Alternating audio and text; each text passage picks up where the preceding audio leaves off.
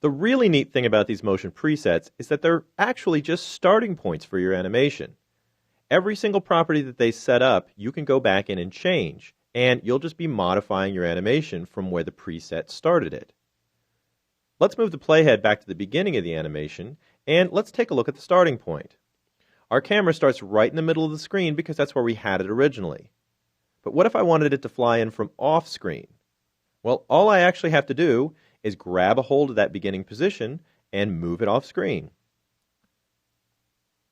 You can see that my path stretched out to meet the new starting point position, and if I hit the Enter or Return key to play the animation back, you can see that it starts off screen now and just flies on screen. I'm getting all the same motion and all of the same effects, but with my new starting position. I can change the end position too. If my playhead is set up at the end of the animation, all I'd have to do is move the camera here.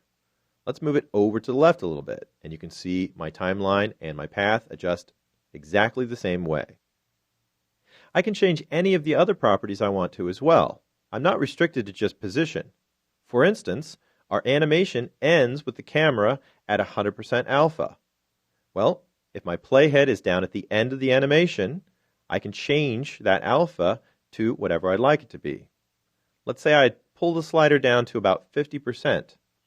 You can see that my camera now is a little bit transparent, and if we drag our timeline around, we can see that the animation now goes from completely transparent and eases its way up to 50% at this point. The path changes are even better too. Let's go back to the start point for our animation. I'll pull the camera down into position.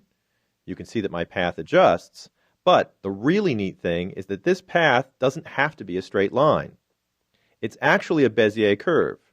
And in our earlier chapters, we saw that we could just use the normal selection tool to modify any Bezier curve shape in the program, including these paths. So if I just bring my cursor over the path, let me bring it to a point where we can see that cursor, and you see that it changes just exactly as if this was a vector shape into that little arc. And that means we can click and drag the path out. And you see how we can modify the path just as if it was a normal vector shape in the program. When I drag my timeline across, you can see that it follows that path exactly. And basically, we can put in whatever vector shape path we want. When we first applied the motion preset, you saw how it took over that frame span.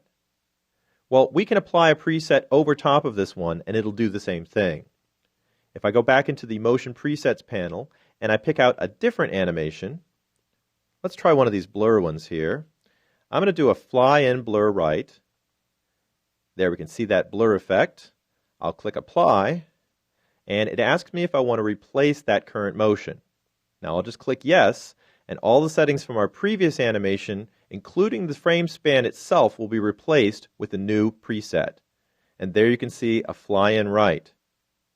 I'll click on the camera icon at the very beginning of the animation, and remember our filters down here at the bottom. That's where we're getting our blur from. We've got a big X blur, and that X blur is reducing as the element flies in.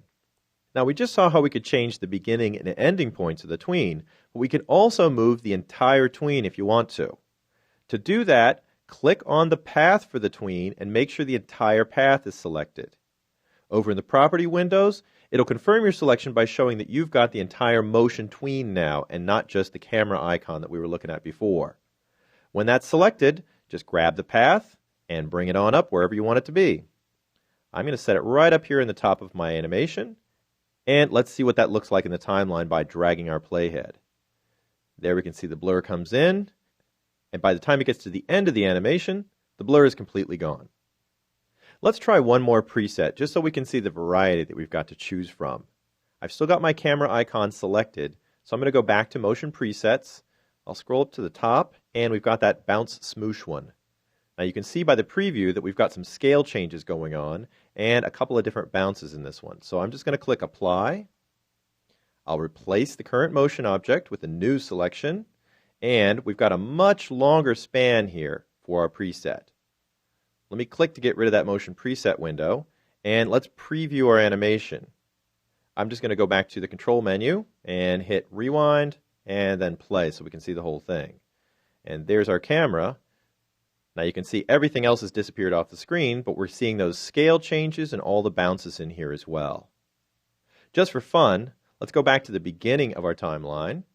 I'll click to bring my playhead back to frame 1, and let's change the start position.